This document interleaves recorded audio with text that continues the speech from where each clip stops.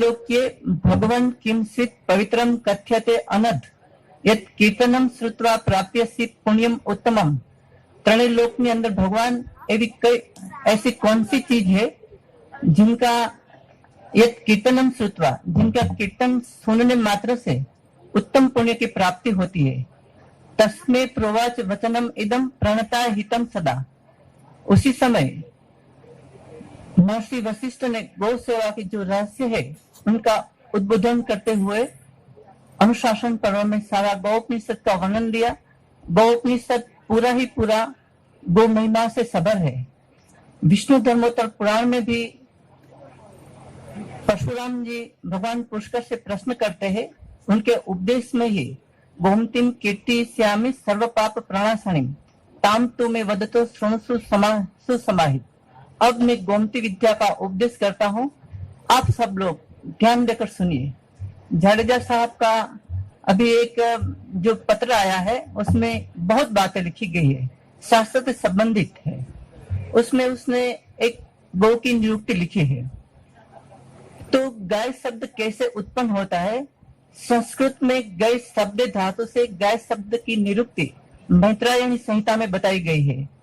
गाय शब्द धातु का अर्थ वो होता है जिनसे शब्द का सामर्थ्य उत्पन्न होता है, वो गाय का गोत्र है। शब्द का सामर्थ्य कैसे उत्पन्न होता है उसके लिए पद्म पुराण में लिखते हैं, सृष्टि में सबसे पहले गौ माता ने रंभाना शुरू किया। उसका रंभाना सुनकर मनुष्य को वाचा स्फुरित हुई। छांदोग्य उपनिषद में एक मंत्र है ओमकार सर्ववाक। ओमकार से सभी वाणी की उत्पत्ति हुई। उसी तरह से ही हमारे पुराण मानते हैं, हमारे शास्त्र मानते हैं कि गौ माता के प्रसन्न उच्चारण मात्र से ही सृष्टि की सभी भाषाओं की उत्पत्ति हुई। छांदोग्य उपनिषद में एक बात अच्छी तरह से समझाई गई है। तो गाय से शब्द का ज्ञान कैसे प्राप्त होता है, शब्द का उच्चारण कैसे होता है, उनके बारे में हमारे आयुर्वेद के शास्त्र में बहुत अच्छा वर्णन किया है। महर्षि चरक सूत्र स्थान के 13वें अध्याय में लिखते हैं, गोघृतम स्वर वर्ण प्रसादनम। गाय का घृत है वो हमारे स्वर को प्रशस्त बनाता है, हमारे वर्ण को प्रशस्त बनाता है। वही बात महर्षि सुश्रुत सूत्र स्थान के 45वें अध्याय में लिखते हैं, गोघृतम सस्तम स्वरार्थी नाम। जिनको अपने स्वर की प्रशस्तता चाहिए वो लोग गोघृत का सेवन करें। आप सब लोग जानते हैं कि प्राचीन काल में राजा महाराजाओं को जब बड़े बड़े यज्ञ करते थे उसी समय ब्राह्मणों को गायों का दान किया करते थे। आज आप सब लोगों ने सुना है ब्राह्मणों का उच्चारण।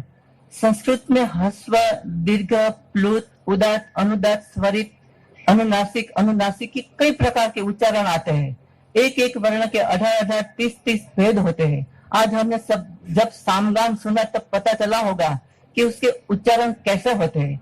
जब सामगान होता है उसके प्रथम घृतपान का एक प्रचलन है।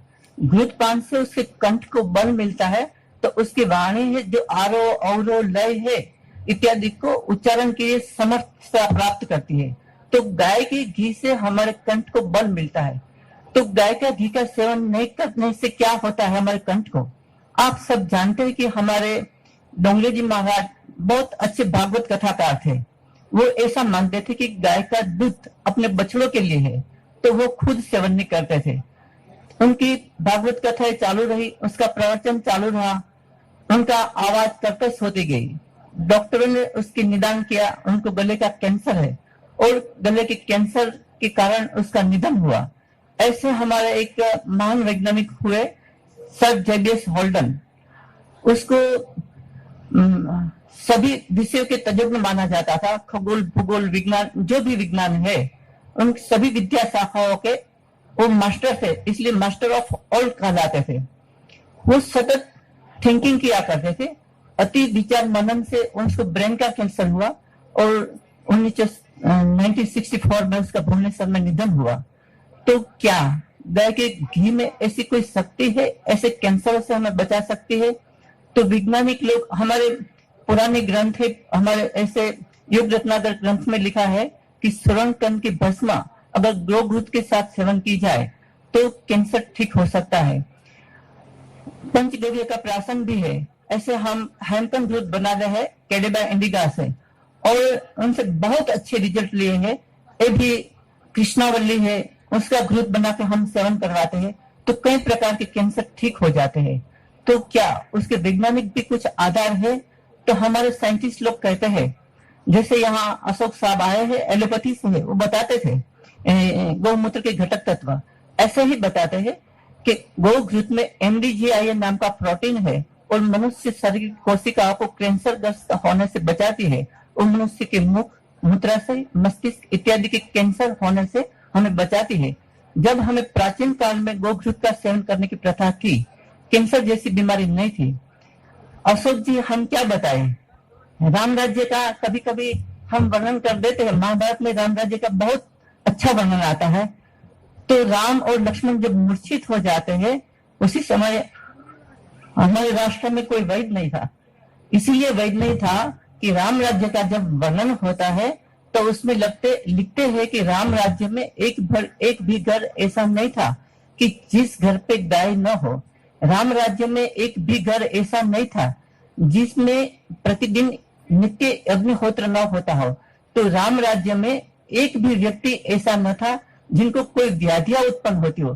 तो राम राज्य में सभी के सभी लोग दीर्घायुषी थे, सभी के सभी, किसी की अकाल मृत्यु भी नहीं होती थी। ऐसा वर्णन महाभारत में जब रामचरित्र का वर्णन आता है और रामायण अयोध्या कांड का जब वर्णन आता है उसमें बात सारी आती है।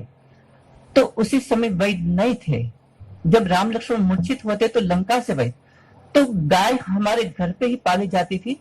गाय के घृत गौशाला और यज्ञशाला हमारे घर के साथ संलग्न रहती थी। जब गौशाला और अग्निशाला संबंध रहती थी तो हमें कभी हॉस्पिटलों का सहारा, हमें बीमार पड़ने की नौबत कभी नहीं आती थी। तो ऐसे गाय शब्द धातु से गाय शब्द की निरुक्ति मैत्रेयी संहिता में बताई गई। ऐसे गाय शब्द की दूसरी निरुक्ति बताई है गोवे तिरुभाव धातु से सामवेद के तांड्य ब्राह्मण में बताई गई है। तिरुभाव का अर्थ होता है नाश करना। तो किसका नाश करना शास्त्र में बताते हैं, यद वे देवान गोवयन तद गो गोत्वम, जिसके कारण गाय ने, यद देवान असुरान, जिस गाय के गोत्व ने असुरों का नाश किया है वो गाय का गोत्व है।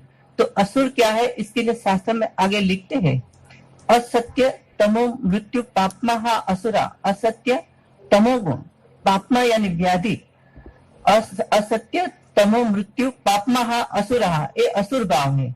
और सत्यम श्री ज्योति अमृतम सुरा, सत्य से अमृत और ज्योति प्रकाश यानी सत्वगुण, ये सुर भाव है।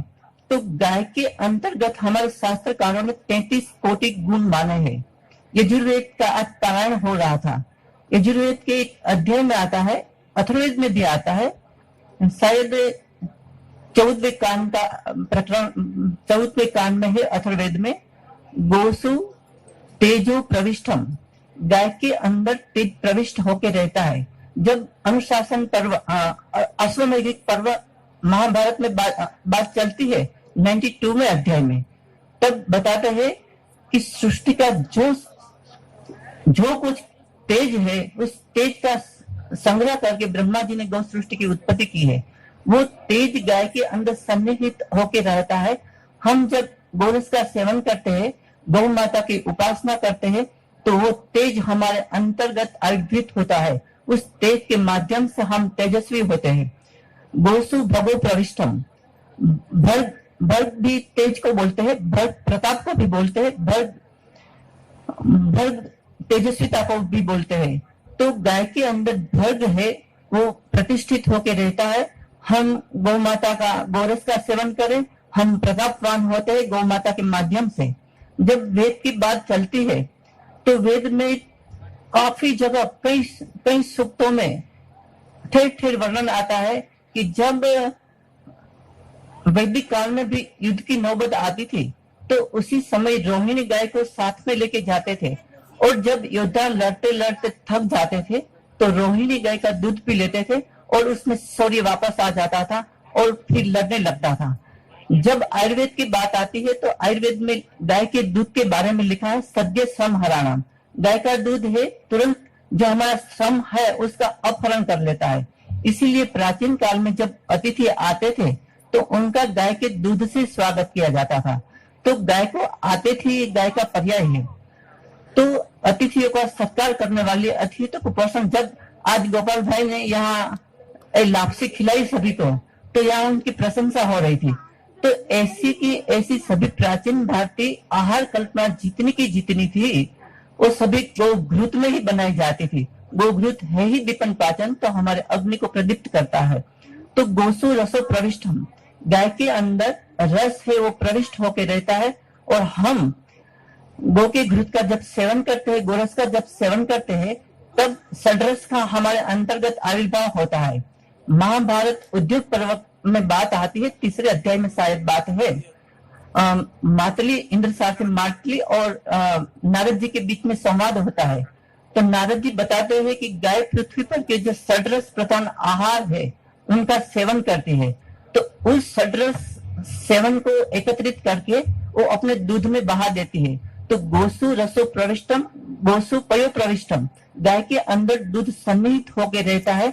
जब हम उन दूध का सेवन करते हैं तो वो पृथ्वी पर के जो षड्रस प्रधान आहार है तो वो हमारे अंतर्गत आ जाता है। आज हमारे शरीर में विकृतियां क्यों पैदा होती है? सुनील जी मानसी जी बता रहे थे, उसका कार्य भी पंचगव्य पे है। उसने खूब मेहनत करके एक कार्य किया है। तो गाय की दूध के अंतर्गत 6 रस है। वो 6 रस की जब हमारे शरीर के अंतर्गत या तो न्यूनता आ जाती है या तो उसकी अधिकता आ जाती है। तो आयुर्वेद में रस क्षय के लक्षण भी बताए हैं और रस वृद्धि के लक्षण भी बताए हैं। तो उनकी पूर्ति केवल गो दुग्ध से हो सकती है। जब तक हमारे आहार में गो रस का प्रचलन चल रहा तब तक हम कोई बीमार नहीं होते थे। और जो लोग गाय के दूध का सेवन अभी भी करते हैं वो उसको भी हॉस्पिटल में जाने की नौबत नहीं आती। इस प्रकार गाय के दूध में हमारे शास्त्रकारों ने 33 कोटि दिव्य गुण बताए। कोटि का अर्थ प्रकार होता है। तो 33 प्रकार के दिव्य गुण का जब हम वेदों का अध्ययन करते हैं तो उसके अंतर्गत एक गुण आते हैं। तो गौवी तिरोभाव से गाय हमारे जो व्याधि है उनका तिरोभाव कर देती है। तो एक गौवी तिरोभाव से गाय शब्द की निरुक्ति सामवेद के तांडी ब्राह्मण में बताई है। जाडेजा साहब ने यहाँ एक निरुक्ति रखी है गमलु गतो धातु से। गमलु गतो धातु से गाय शब्द की निरुक्ति है और शतपथ ब्राह्मण में बताई गई है। गतो का अर्थ है प्रगति करना। जब हम गाय के सानिध्य में रहते हैं, ज्ञान गमन और प्राप्ति इस 3 अर्थ में है। जब गाय के सानिध्य में रहते हैं तो मनुष्य की प्रगति होती है, उसकी ऊर्ध्वगति होती है। तो गाय से इस प्रकार से कई प्रकार से जब गाय का बछड़ा जन्म लेता है तो गाय जब उनको चाटने लगती है, अपना प्राण स्फुरण करती है, तो बच्चा तुरंत दौड़ने खेलने लगता है। तो ऐसी जब गाय के सानिध्य में हम रहते हैं तो ऐसी ही स्फुरण शक्ति हमारे अंतर्गत, उसकी प्राण शक्ति हमारे अंतर्गत आविर्भूत हो जाती है। तो इस प्रकार से गाय हमारी सतत ऊर्ध्वगति प्रगति कराने वाली है। गाय की उत्पत्ति कब हुई? जब गोमय माँ की बात आती है तो उसकी उत्पत्ति के बारे में भी हमें सोचना चाहिए। एक बात महाभारत अनुशासन पर्व शायद अध्याय 78 में है। ब्रह्मा जी ने दक्ष प्रजापति को बताया कि आप सृष्टि की उत्पत्ति करो। तब ब्रह्मा जी ने अमृत पान किया। जब अमृत पान किया तो उसके मुख से मनोरम सुरभि बहने लगी। उस मनोरम सुरभि से सुरभि गौ की उत्पत्ति हुई और उस सुरभि ने सौरभई नाम वाली असंख्य गाय उत्पन्न की। तो इस प्रकार से गौ सृष्टि तस्मात् गाओ जगनिरे प्रथमम, यह ऋग्वेद का वचन है। इसलिए लोगों की आजीविका के लिए परमपिता परमात्मा ने सबसे प्रथम गौ सृष्टि की उत्पत्ति की। महाभारत शायद अनुशासन पर 52 52वें अध्याय में है। गावः सूर्यः तथा सौम्या, सूर्य और चंद्र के तेज से गौ सृष्टि की उत्पत्ति हुई। इस प्रकार गाय की उत्पत्ति। और जब क्षीर समुद्र के मंथन की बात आती है उसी समय क्षीरोदतो संभुता पंचगाव समुत्पन्ना, जब क्षीर सागर का मंथन हुआ उसी समय सुरभि, नंदा, सुभद्रा इत्यादि नाम वाली 5 गायें उत्पन्न हुई। इस प्रकार गाय की उत्पत्ति हमारे शास्त्रों में बताई गई है। अब हम देखते हैं गाय नामकरण कैसे पड़ा। तो जब भगवान सूर्य का उदय होता है उसी समय उनमें से ज्योति, आयु और गो, इस 3 किरण का उसमें से प्रादुर्भाव होता है। ज्योति किरण है, वो हमारे सृष्टि को प्रकाशमान बनाती है। हम एक दूसरी चीज को देखने के लिए सक्षम होते हैं। जब अंधेरा होता है तो हम नहीं देख पाते हैं।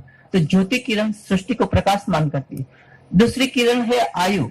जब आयु किरण है वो मनुष्य और सभी जो निशाचर जीव नहीं है उनके जीव का, उसके आयुष्य का अभिवर्धन करती है।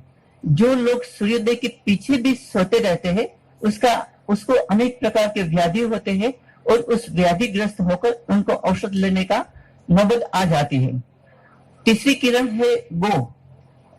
तीसरी किरण गो सूर्य से निकलती है। गो सूर्य का नाम भी है, गो सूर्य किरण का नाम भी है, गो गाय का नाम भी है, गो पृथ्वी का नाम भी है। तो जब गो किरण निकलती है तो एक गाय की जो ककूद है उसके समांतर सूर्य केतु नाम की नाड़ी आती है।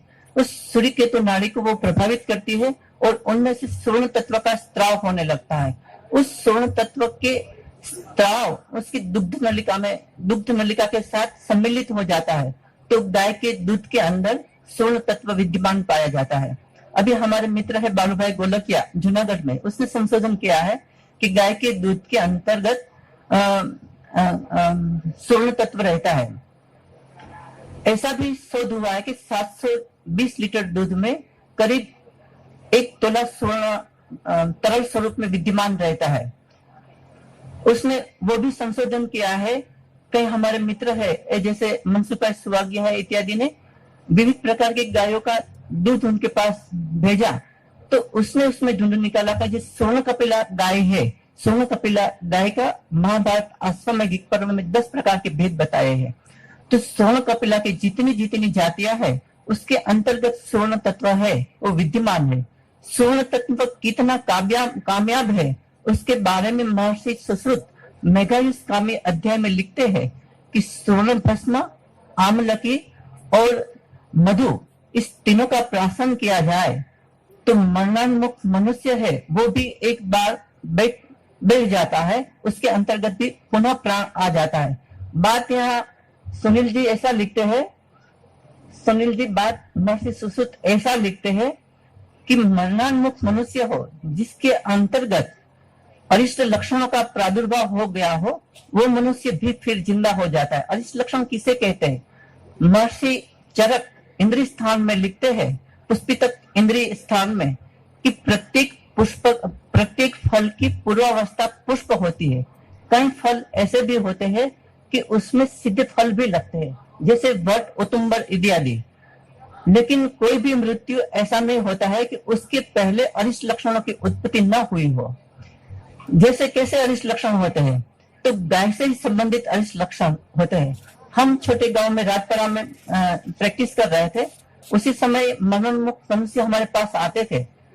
तो गोमय चूर्ण अध्याय में महर्षि चरक ऐसा लिखते हैं कि जब अपने हाथों से गाय को खिलाया जाए और गाय न खाए तो ऐसा समझना कि हम काल कवलत हो गए, हम मृत्यु के मुख में जा चुके, हमारे आयुष्य पूर्ण हो गए। जब हमारे पास ऐसे पेशेंट आते थे तो हम परीक्षण करते थे कि गाय को कुछ खिलाओ, वो लोग खिलाते थे। जब गाय नहीं खाती थी तो हम बता देते थे कि आप 1 या 2 दिन के ही मेहमान हो, 3 दिन के अंदर आप बेतायुष हो। तो यही बात प्रत्यक्ष हमने कई पेशेंटों में देखी है।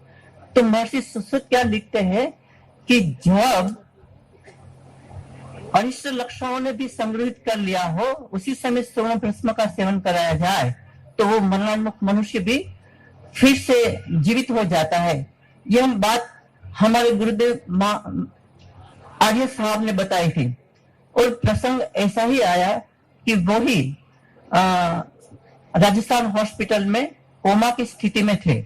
जब कोमा में थे तो उनके घर से फोन आया कि आपके गुरुदेव की परिस्थिति ए है, अभी कोमा में है।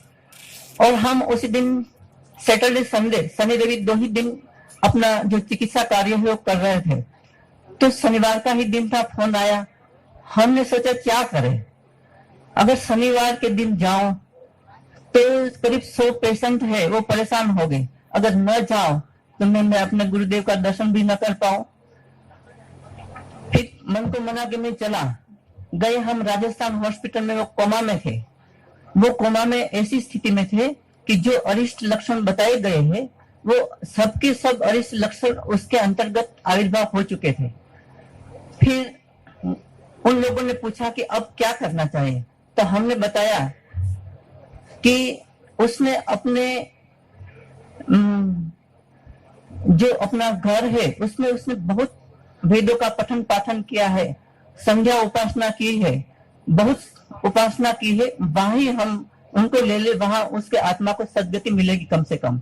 घर पे लिया तो उन लोगों ने हमें पूछा कि अब क्या करें, तो हमें उसी समय ही विचार आया कि उसने हमें एक प्रयोग दिया था, तो वही प्रयोग का हमें स्फुरण हुआ। उसको स्वर्ण भस्म, आमलकी और मधु उनका प्राशन किया गया। 2 ही घंटे में वो पुनर्जीवित हुए। वो बोलने लगे कि पांचा भाई को बुलाओ। फिर हमने सोचा कि अगर एक ही पेशेंट में ऐसी बात हुई कि वो कोमा में से बाहर निकले, उस सुश्रुत ने जो प्रयोग लिखा है वो सही है, तो और पेशेंटों में क्यों न करें। फिर हमारे मित्र है उना में, पंचकर्मा के अच्छे चिकित्सक है सतीश परसावा, उनके दादा को भी ऐसा ही प्रसंग हुआ। वो भी कोमा में थे, उसने भी अपने जो देवता है उनके दर्शन कर लिए। उनको भूमि पर शयन कराया गया था। जो मरते हैं उनको भूमि पर शयन कराए जाते हैं। तो उसी समय हमने नई नई गौशाला की प्रस्थापना की थी। सब लोग आए, हमें पूछा, हमारा राय ली, तो हमने स्वर्ण भस्म वाला प्रयोग करा दिया। वो भी जिंदा हो गए। फिर गुप्त प्रयाग में हमारे एक मित्र थे गोपाल भाई ही करके, उनका नाम ही गोपाल था। उसने अपने मित्र के पास जहर पी लिया था।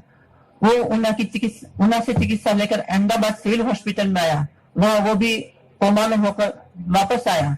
उसके शरीर में अस्थि और चर्म ही निशेष बचे थे। उनको भी ये प्रयोग किया। ऐसे करीब सुनील जी, हमने 50 पेशेंट से अधिक पेशेंटों में कोमा में थे, उसको एक स्वर्ण भस्म वाला प्रयोग करवाया। 50 से अधिक पेशेंट कोमा में से बाहर निकले हैं। तो वो प्रयोग हमने संस्कृत में ही बता दिया, गुजराती में भी उसका ट्रांसलेशन करके बता दिया। तो इस तरह के स्वर्ण भस्म गाय के दूध के अंदर विद्यमान रहता है। गाय के दूध में ही नहीं, गोघृत में, मक्खन में, गाय के गोबर में, गौमूत्र में, सभी में, पंचगव्य में स्वर्ण की मात्रा विद्यमान रहती है। वो स्वर्ण सर्व रोग नाशक आयुर्वेद में बताया गया है। तो हमारे चिन्ह भाई पहले अध्यक्ष थे गौ सेवा आयोग के, वही बताते थे कि आप स्वर्ण के सिक्के देकर भी गाय का दूध खरीदो तो भी आप उनके सही मूल्यांकन नहीं कर पाते। तो इस तरह से गो किरण के नाम पर से गाय का नाम गो हुआ है। अब बात आती है, हमने जो यज्ञ रखा है उसमें रखा है एक सूत्र अथर्ववेद के विश्व रूप सूक्त से रखा है। 9वां कांड है अथर्ववेद का, उसका 25वां मंत्र है, एतद वे गोरूपम विश्वरूपम सर्वरूपम। जैसी गाय की स्थिति होती है वैसी एतद वे गोरूपम, जैसा गाय का स्वरूप होता है वैसा विश्वरूपम, पूरे विश्व की स्थिति वैसे ही होती है जैसी गाय की स्थिति है। वैसी स्थिति हमारी होती है, गोरूपम विश्वरूपम सर्वरूपम। और हम सबकी स्थिति है वो जैसी गाय की स्थिति है वैसी हमारी स्थिति होती है। गोपाल भाई ने एक ग्रंथ लिखा है गो संस्कृति वाला, गो संस्कृति सर्वश्रेष्ठ संस्कृति। उसमें विभिन्न धर्मों का अवतरण लिया है। उसमें उसने सूत्र निपात ग्रंथ का भी रेफरेंस लिया है विभिन्न धर्मों का। तो सूत्र निपात ग्रंथ में भगवान बुद्ध लिखते हैं, सृष्टि में पहले 2 ही रोग विद्यमान थे, भूख और घड़पन। बाकी 98% रोग है वो गौ की अवहेलना मात्रा से आए हैं। हम तो आयुर्वेद के अध्ययनार्थी थे।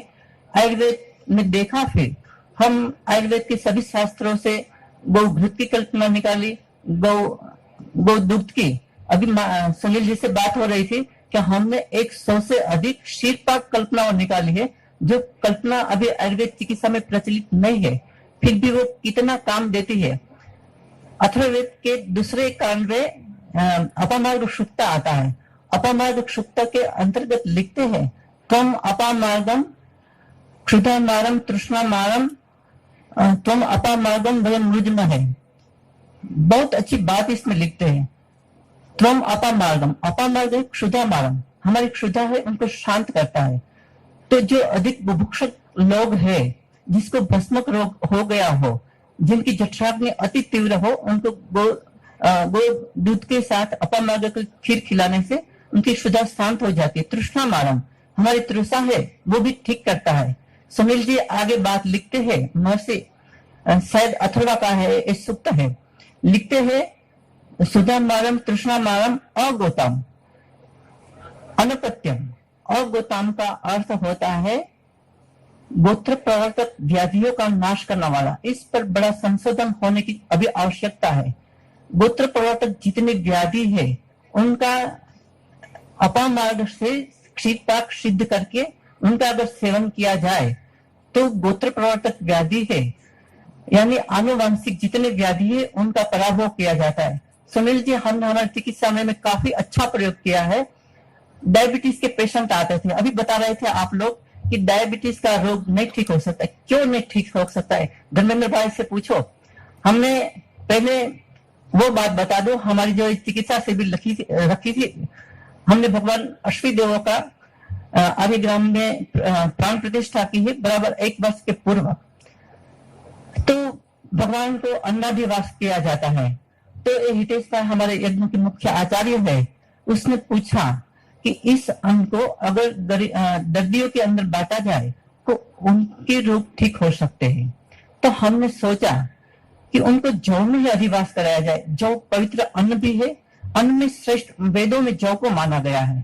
तो हमने जौ में एक दोनों मूर्ति थी, दोनों अश्विनों की मूर्ति थी, उनको अन्नाधिवास कराया गया जौ के अंतर्गत। फिर हमने उसी समय जाहिर डिक्लेयर ही कर दिया था कि उन पर एक बड़ी चिकित्सा शिविर लेंगे। हमने तो टारगेट रखा था 500 के आसपास लोग आए और फ्री ही चिकित्सा करें। धर्मेंद्र भाई ने आयोजन किया था, वहां फ्री चिकित्सा रखी गई। प्रमेय चिकित्सा में चरक सुश्रुत दोनों गाय की उपासना के बारे में लिखते हैं कि अगर गाय को जौ खिलाया जाए, वो जौ जब गोबर में से पास होते हैं उनको गौमूत्र की भावना दी जाए। ऐसी 7 बार या 21 बार भावना दी जाए। उस भावना से सिद्ध जौ को प्रमेय पीड़ित आतुरों को खिलाया जाए तो वो ठीक हो सकता है। भगवान अश्विनी कुमार आरोग्य के अधिष्ठाता देवता है। जौ सर्वश्रेष्ठ अन्न है, जौ प्रमेय नाशक भी है। तो हमने उस जौ की रोटी बनाई और 50 पेशेंटों में उनका प्रयोग किया। जिन इंसुलिन डिपेंडेंट डायबिटीज थे, टाइप 1 टाइप 2 दोनों प्रकार के डायबिटीज थे, हमने पहले ही दिन से सबको इंसुलिन बंद ही करवा दिया था। सभी के सभी पेशेंट, कई पेशेंट आज भी है उस प्रयोग से, आज सभी के सभी पेशेंट है वो डायबिटीज से रहित है। ऐसा नहीं है कि हमारा पेनक्रियास बंद हो गया, लेंगरहैंस के कॉस्टमेंट डेड हो गए तो पुनर्जीवित नहीं होता है। आयुर्वेद से हम मानते हैं कि योग थेरापी है, अधिक बढ़कर है। योग थेरापी से भी बढ़कर यज्ञ थेरापी और गौ चिकित्सा है, उनसे भी बढ़कर है। तो गाय के शरीर से जब जौ पास होता है तो उसके अंतर्गत एंजाइमिक कटिंग होता है, उस एंजाइम की वजह से, और जौ स्वयं ही नाशक है। तो हमने अपनी जो चिकित्सा ली है उसमें जब प्रमेय के पेशेंट आते थे तो हम अपामार्ग क्षार बनाते हैं। तो हमने अपामार्ग बीज है वो अलग कर लिए, अपामार्ग तंडुल निकाल लिए उनसे, और उस तंडुल की हमारे पास डायबिटीज के पेशेंट आते थे उनको खिलाए गए। और उन सगर्भा माताओं जो आती थी उनको उस जौ का क्षीरपाक दिया गया।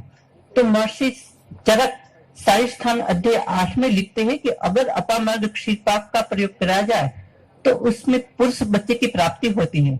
आजकल जो मेल चाइल्ड के लिए बहुत प्रयास हो रहा है, फीमेल चाइल्ड को अगर बच्ची पेट में है तो उनका डीएमसी इत्यादि कराया जाता है, कच्चा गर्भपात किया जाता है। तो अपामार्ग क्षीरपाक अवश्य मेल चाइल्ड की प्राप्ति कराता है। तो जितने पेशेंट में हमने अपामार्ग क्षीरपाक का प्रयोग किया, सभी के सभी मां लड़का जन्मा, और कुछ का उसमें से जो सदस्य थे उनका जेनेटिक टेस्ट किया, उसके जीन्स में भी डायबिटीज के जीन्स नहीं आए थे। तो इस तरह से अगौतम हमारे क्षेत्रीय व्याधि है, क्षेत्रीय व्याधियों का पराभव ऐसे वैदिक मंत्रों के अंदर बहुत से ऐसी औषधियां दी है। अथर्ववेद तो पूरा औषधियों से भरा हुआ है। बहुत सी ऐसी औषधियां हैं हमारे क्षेत्रीय व्याधियों का, हमारे आनुवंशिक में आने वाला। आज विश्व के पास बहुत बड़ी चुनौती है। हमारे वेद के अंतर्गत इस चुनौती की कैसे निपटाया जाए, उसका सभी का सही इलाज दिया है। हमारे गोत्र पर जितने जितने व्याधि है, अपामार्ग से बहुत सारे व्याधियों का निवारण किया जाता है। उतने सारे रोग आनुवंशिकता में आने वाले हो, उन सब का निराकरण ऐसे प्रयोगों से किया जाता है, ऐसे अपामार्ग तंडुल से किया जाता है। तो अगोताम अनपत्यम, अनपत्यम की तो बात हमने कह दी, जिसके वहां जो निर्वंश हो, जिसके वहां बच्चा पैदा नहीं हो रहा हो, अनत्यम जो वंध्यत्व की बीमारी से पीड़ित हो। हमारे पास यहाँ शिविर में ही एक उपलब्ध है, हमारे यज्ञ में भी बैठे हैं। आजकल लोग मानते हैं कि एजोस्पर्मिया का कोई इलाज नहीं है। हमारे यहाँ गौरांग भाई हमें ऐसे बताना नहीं चाहे, फिर भी हमारे पास उपस्थित है तो बता ही देते हैं। एजोस्पर्मिया के पेशेंट है, वो परम गोभुक्त भी है। उसके घर पे करीब 100-125 गायों का आज भी वो ऐसे जो बाजार में गाय घूमती है उसके घर पे आ जाती है, उसको गोग्रास प्रतिदिन खिलाते, सभी गायों को घास देते हैं।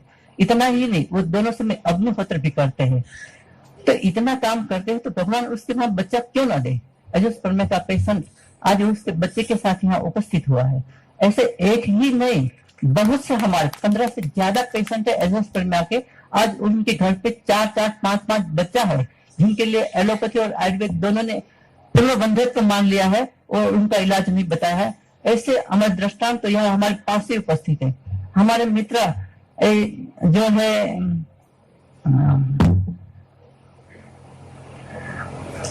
उनको कैंसर हो गया था और हमारे पास इलाज के लिए आए। सीधान गढ़वी हमारे अभ्यास काल से ही मित्र है। वो पॉलिश में थे, हम आयुर्वेद में थे, लेकिन हमारी मैत्री उस समय सहृदय से इतनी प्रगाढ़ हो गई थी तो उनको कैंसर हो गया था। हमारे ही मित्र ने बताया कि आप जाओ पांचा भाई के पास, वो कुछ इलाज करेंगे। तो उनके हृदय में हमारे प्रति तो स्नेह भाव था ही। और आया गोवत्स द्वादशी के दिन जब वो आया तो हमने कहा कि कल धन त्रयोदशी है, हम धन्वंतरी भगवान के वहां जाते हैं, वहां उनकी उपासना करते हैं और यज्ञ करके आपको कुछ अवसर प्रदान करेंगे।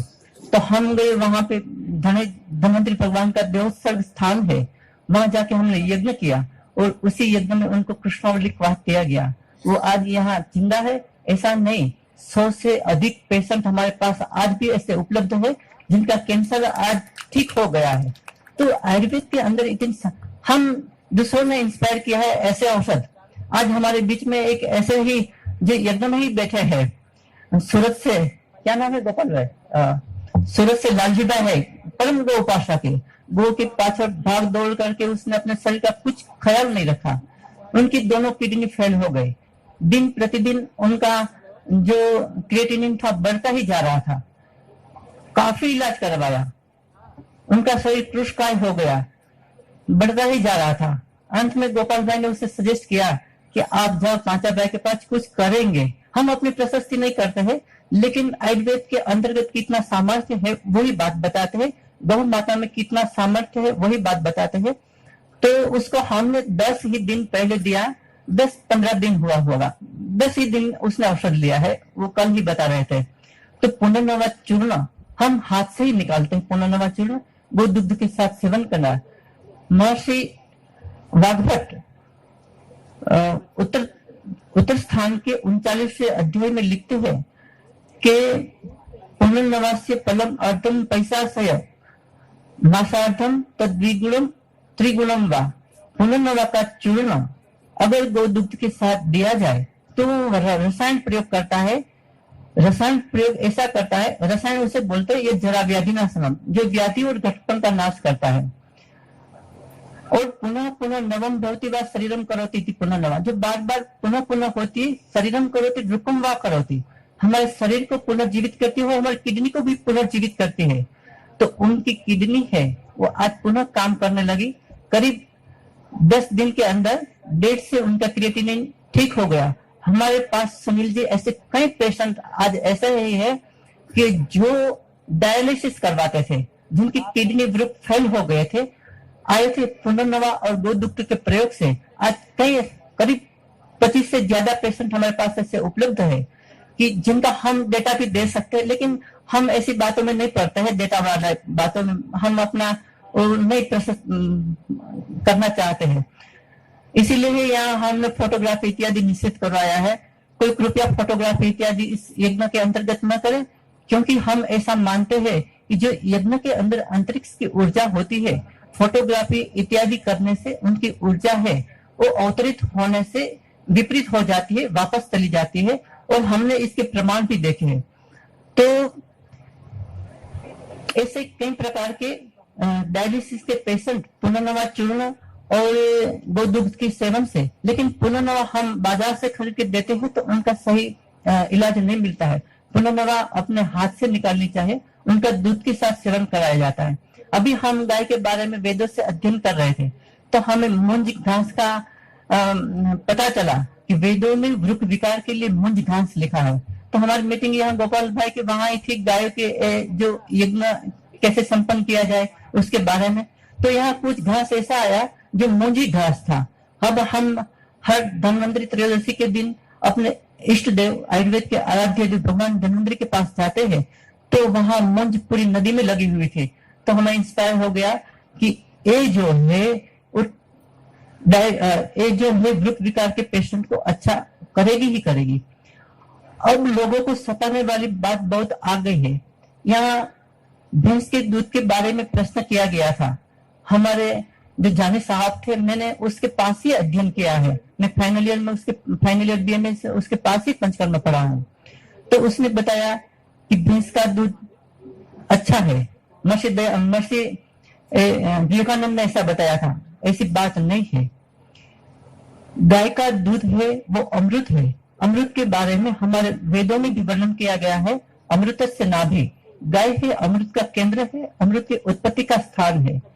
महाभारत अरण्य पर्व में युधिष्ठिर से यक्ष प्रश्न करते हैं किम अमृतम। उसी समय युधिष्ठिर प्रत्युत्तर देते हैं सोमो पयो अमृतम, है सौम्य है यक्ष, जो गाय का दूध है वही पृथ्वी पर का अमृत है।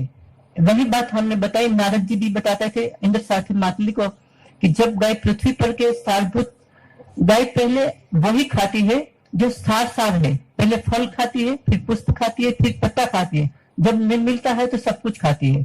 तो गाय पृथ्वी पर के सार भाग को ग्रहण करती है और अपने दूध में अमृत ही बहाती है। तो गाय का दूध अमृत है, लेकिन कैसा दूध, उसके बारे में लिखा है आयुर्वेद में, धारोष्णम सस्यते अमृतम। गाय का जो धारोष्ण दूध है वो अमृत है। हमारे जाने साहब ने बताया था अभी कि गाय का दूध कब तक उपयोग करना चाहिए। तो योग रत्नाकर में एक बात लिखते हैं, अब क्वथितम घटिका दशः, जब गाय के दूध को गर्म न किया जाए तो 10 घड़ी पर्यंत उसका उपयोग किया जाता है। क्वथितम तो तद्विगुणम, अगर उनको क्वथित किया जाए यानी उबाला जाए, आयुर्वेद में 1 घड़ी बोलते हैं 24 मिनट को, 24 मिनट को यानी 4 घंटे तक गाय का दूध दुहने के बाद हम अपने उपयोग में ले सकते हैं वैसी स्थिति में। लेकिन उनको उबाला जाए तो उनसे 2 गुना समय, 4 से 8 घंटे तक हम उनका प्रयोग कर सकते हैं। लेकिन सुबह का दूध दोपहर में उपयोग कर सकते हैं, लेकिन शाम का दूध है नैव परिष्ठितम प्रयोजित, योग रत्नाकर बताते हैं परिष्ठित दूध का कभी प्रयोग नहीं करना चाहिए। आज हम अमूल इत्यादि के दूध लेते हैं, पॉलीथिलीन के दूध लेते हैं, और डेयरी से सभी गायों का दूध, सभी गायों का ही नहीं सभी प्राणियों का दूध सम्मिश्रण होके जाता है, उनको पास्चुराइज करते हैं।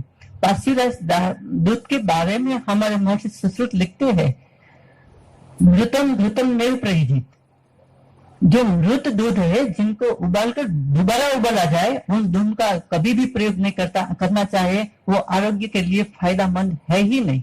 तो पास्चुराइज दूध हमारे लिए, हमारे आरोग्य के लिए कभी भी फायदेमंद है ही नहीं। लेकिन अभी तो साइंटिस्टों ने ऐसा भी सोचा है कि जो पॉलीथिलीन की बैग में दूध वितरित होता है उनसे अमुक प्रतिशत में कैंसर होने की संभावना बढ़ जाती है। तो पॉलीथिलीन बैग का दूध होना ही नहीं चाहिए। तो गाय का ताजा दूध मिले, इसलिए हमारे वेदों ने जो परिकल्पना की है, प्रत्येक घर के साथ गौशाला, प्रत्येक घर के साथ यज्ञशाला। हम वही एतद्वे गोरूपम विश्वरूपम सर्वरूपम वाले सूक्त को आगे बढ़ाते हैं।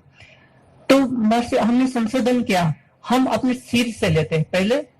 तो जब हमारा सिर की बात आती है तो पहले केश रोग आते हैं। केश रोग की संख्या आयुर्वेद में क्षुद्र रोग के अंतर्गत बताई गई है। तो 5 प्रकार के खालित्य, पालित्य, दारुणक इत्यादि रोग बताए गए हैं। तो उसमें एक दारुणक रोग है। दारुणक रोग बोलते हैं डेंड्रफ को, जो खोड़ा हो जाता है सिर में। तो उस खोड़े के लिए हम क्या करें? तो खोड़े के लिए हम विभिन्न प्रकार के शैम्पू का प्रयोग क्या करते हैं। हमारे पास ऐसे खोड़े के पेशेंट आते हैं कि जिनको हम 1 कप गौमूत्र पहले सिर में लगाने के लिए कहते हैं, 10 मिनट के बाद सिर धो डालना। तो चाहे सोरियासिस भी क्यों न हो, उसमें जो पोपड़े निकलते हैं, उसमें जो फोतरी निकलती है, वो सबकी सब सप्ताह के भीतर भीतर चली जाती है। कोई शैम्पू आज तक ऐसा नहीं है कि एक ही दिन में जो खोड़ा है, डेंड्रफ है, उनको निकाल दें। गौमूत्र अवश्य निकाल देगा। हमारे कई पेशेंट यहाँ अभी भी विद्यमान है जिनके सिरों में एक प्रयोग किया गया है। हमारे परम मित्र और हमारे आदरणीय साधुवर्य संत आदित्य स्वामी यहाँ उपस्थित है। देखो 53 साल में उसके सभी के सभी बाल काले हैं। उनके पिताजी, उनकी माताजी, उनका पूरा परिवार आज वो भी गाय से संलग्न है। वो गायों का ऐसे संवर्धन करते हैं। नर्मदा के तट पे और बुंदेलखंड में वो लोगों को, जो आदिवासी विस्तार है, वहाँ गायों का प्रचलन करते हैं। तो उनके बाल, कहने का मतलब है गौ से हमारे बालों की पूरी सुरक्षा होती है। इंद्रलुप्त इत्यादि व्याधि हमारे सिर में नहीं होता है। आगे जाते हैं तो हमारे मस्तिष्क आता है। मस्तिष्क के बारे में आज बहुत सारी बात बताई गई। तो गाय को दूध में काश्यप संहिता के अंतर्गत दुग्ध कल्पनीय अध्याय है। तो उसमें बताते हैं महर्षि काश्यप कि गाय का दूध है द्विधुति स्मृति वर्धक है। इतना ही नहीं, वो ऐसा लिखते हैं, वो मेधावर्धक है, वो प्रज्ञावर्धक है। मेधा बुद्धि की प्राप्ति द्विधुति स्मृति से भी बढ़कर है। हमारे जब ऋषि मुनि थे वो मेधावी थे, वो मनीषी थे, वो प्रज्ञावान थे। आज हम प्रज्ञावान नहीं है, बुद्धिवान शायद हो गए, प्रज्ञावान नहीं है, मेधावान नहीं है। वो तो प्रशस्त बुद्धि त्रिकला बाधित जब सत्य का हम प्रसारण कर सके, उस बुद्धि को प्रज्ञावान बुद्धि करते हैं। तब ज्ञात प्रज्ञालोक है। जब हमारा योग प्रकल्प सिद्ध होता है तब प्रज्ञा बुद्धि की प्राप्ति होती है। वो गाय के दूध मात्रा से होती है। इसलिए हमारे आदित्य स्वामी बड़े अच्छे योगी है। तो गाय गोरक्ष संहिता ऐसे कुछ योग ग्रंथों में लिखा है, अभ्यास काले प्रथमम सस्तम क्षीर आज भोजनम। जब योगाभ्यास करते हैं, रामदेव जी आज योग सिखाते हैं, पूरी दुनिया सीखती है क्या खाना नहीं खाना, उसको पता नहीं है। तो अभ्यास काले प्रथमम सस्तम क्षीर आज भोजनम। जब योगाभ्यास का अध्ययन किया जाए तो गाय के दूध घी का सेवन करना अति अनिवार्य है। अन्यथा न तस्य कस्यचित सिद्धि नाना रोगो भवेत। तथा ऐसा ही हम टीवी में देख के योग करना प्रारंभ कर दे, उस योग की कोई सिद्धि नहीं होने वाली है और विभिन्न प्रकार के व्याधियों से वो लोग ग्रस्त हो जाते हैं। तो योग के लिए जो सात्विक मिताहार दिया है उसके अंतर्गत गाय का दूध है। तो हमारे बालों की पूरी रक्षा होती है, हमारे मस्तिष्क की पूरी रक्षा होती है। आज हमारे पास मृगी नंदिनी बहन बहुत अच्छा बताया था मस्तिष्क के बारे में, और मृगी रोग के बारे में भी उसने काफी विवेचन किया था। चरक संहिता चिकित्सा स्थान अध्याय 10 में महर्षि चरक लिखते हैं, जब चिकित्सा का प्रारंभ होता है, मानस चिकित्सा, मनोरोग की चिकित्सा प्रारंभ होती है, वहां पहला ही सूत्र लगते पंचगव्य का प्राशन करने से अपस्मार रोग शांत हो जाता है। हमारे पास बहुत से अपस्मार के पेशेंट आते हैं, हम उनको केवल पंचगव्य का ही प्राशन कराते हैं। पंचगव्य की प्राशन के साथ साथ हम उसको पुराण घृत का नश्य देते हैं। हमारे मित्र नीलेश वैद्य है जयपुर में, उनके परंपरागत 7 पीढ़ी से वैदिक व्यवसाय चल रहा था। तो हम उनके दादाजी को मिलने के लिए एक बार गए, तो हमने 200 साल पुराना घृत दिया। सुनील जी नहीं है, सुनील जी है, सुनील जी, वो पुराना घृत हमने आधे ग्राम की मात्रा में ही दिया। 200 साल पुराना घृत था, उनको वंश परंपरा से आ रहा था। सिर्फ दो ही बूंद उसके नासापुट में डालते थे, तो 2 ही बूंद से उनका अपस्मार कायम के लिए ठीक हो जाता था। तो गो घृत में पुराण घृत, पुराण घृत इत्यादि, कुंभ शक्ति इत्यादि का वर्णन किया गया है आयुर्वेद शास्त्रों में मानस व्याधियों के प्रतिकार के लिए। तो जब तक हमारा 2 किलो घी चला, एक भी पेशेंट ऐसा नहीं हुआ कि जिनका अपस्मार ठीक न हुआ हो। तो पुराण गौ घृत में इतना सामर्थ्य है, उसमें प्रज्ञा है, तो सारे के सारे मानस रोग के निवारण की उसके अंतर्गत शक्ति है। हमारे वैज्ञानिक वही बताते हैं कि वो घृत के अंदर सेरिब्रोस्पाइड नाम का तत्व है जो हमारे मस्तिष्क की कोशिका है, हमारे ज्ञान कोश है, उनको वो संपोषण किया करता है। तो जो बात हमारे प्राचीनों ने बताई थी, हमारे अर्वाचीन वैज्ञानिकों ने वही बात बताई है। हमारे यहाँ उत्तम भाई महेश्वरी भी विद्यमान है, उसके दादाजी शायद परम गौ भक्त और गौ वैज्ञानिक थे। उसके पिताजी हाँ, गौरीशंकर महेश्वरी। उसका एक पेपर पब्लिश हुआ था गो घृत का नस्य के बारे में। तो गो घृत का नस्य सेवन करने से नासा की जो ऑक्सीजन कैरियर कैपेसिटी है, प्राणवहन क्षमता, वो बढ़ जाती है। और प्राणवहन क्षमता के माध्यम से जो उर्ध्वज चतुर्गत जितने जितने व्याधि है वो पूरे के पूरे ठीक हो जाते। जब प्राण हमारा शरीर ऑक्सीजन प्राणवहन की क्षमता ज्यादा बढ़ जाती है तो हमारा रक्त बढ़ जाता है। जब हमारा रक्त बढ़ जाता है तो हमारी जो रक्त रोग प्रतिरक्षण शक्ति है वो भी बढ़ जाती है और हम बन जाते हैं, ये जो इम्यूनिटी वाले बन जाते हैं, रोग प्रतिरक्षण शक्ति हमारी बढ़ जाती है। उन पर उनका बहुत अच्छा पेपर था, हमने पढ़ा है वो पेपर। तो इस तरह से जितने जितने चाहे उन्माद हो, चाहे अपस्मार हो, चाहे अतत्वाभिनिवेश हो, अभी डिप्रेशन इत्यादि जो भी रोग चल रहे हैं, महर्षियों ने उसके अंतर्गत सिर्फ पंचगव्य ही नहीं, शंखपुष्पी घृत है, ब्राह्मी घृत है, पैचास घृत है, महापैचास घृत है, कल्याणक घृत है, अनेक प्रकार के घृतों का महर्षियों ने वर्णन किया है। जब हम इस घृत का प्रयोग करवाते हैं तो हमारे पास जितने मानस रोग के रोगी आते हैं वो ठीक हो जाते हैं। अगर हम उनका सेवन करें तो हमारी भावी पीढ़ी है मानस रोग से ग्रस्त होने से बच सकती है। आज अमेरिका ने बयान दिया है कि करीब 2020 के आसपास, अभी 2 ही 3 साल में आने वाली है, उनके आसपास अमेरिका में 2 व्यक्ति में 1 व्यक्ति मानस रोग से ग्रस्त हो जाएगा। तो आज हमारे देश में भी वो परिस्थिति आ गई। आज हमारे पास जब आजाद हमारा देश हुआ तब हमारे प्रति व्यक्ति के पास एक गाय थी। जितनी जनसंख्या थी उतनी गायों की आबादी थी। उनके पूर्व जब देखा जाए तो पूर्व के हिसाब से क्रमशः गायों की संख्या घट गई।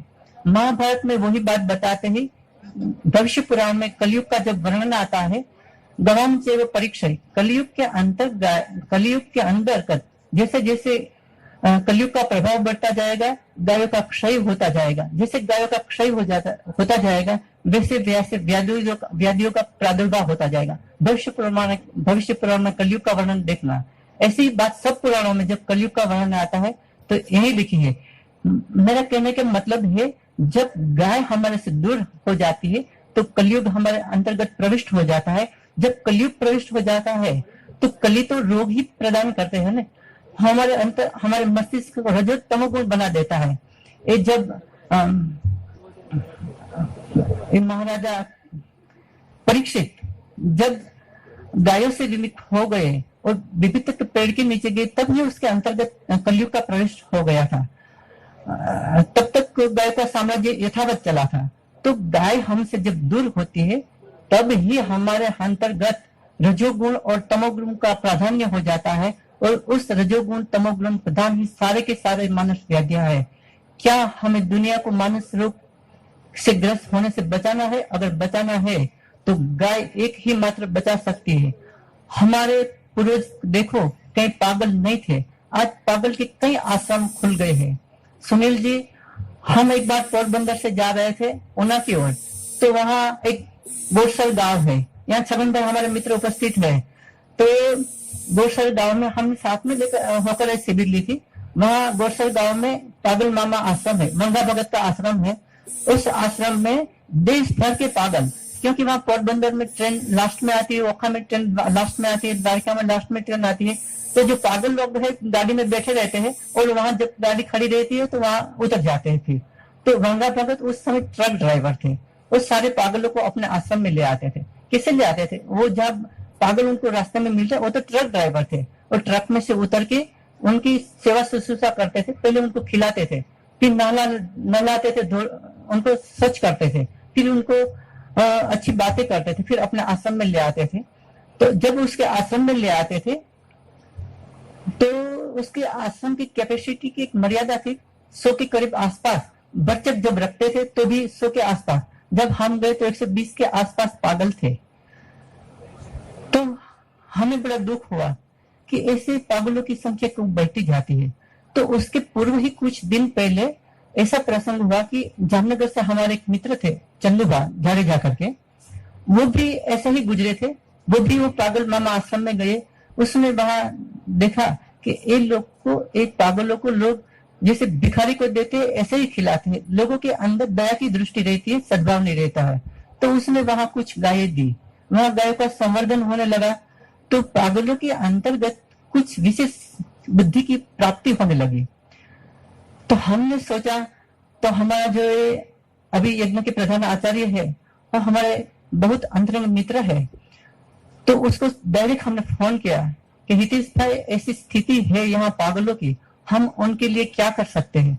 तो उसने बताया कि उन लोगों का सूर्य है वो नीच का रहता है, जिन लोगों का सूर्य है वो दुर्बल रहता है, उनको मस्तिष्क व्याधियों की संभावना बढ़ जाती है और उसको पितृग्रह से पीड़ित रहते हैं। तो पितृग्रह से पीड़ित रहने से भी उनको मानस रोग की संभावना बढ़ जाती है।